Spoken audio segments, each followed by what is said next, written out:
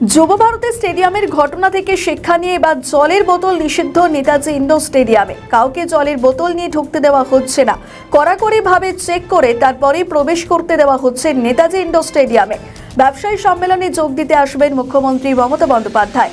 অপ্রীতিকর ঘটনা এড়াতে এমন সিদ্ধান্ত কলকাতা পুলিশের।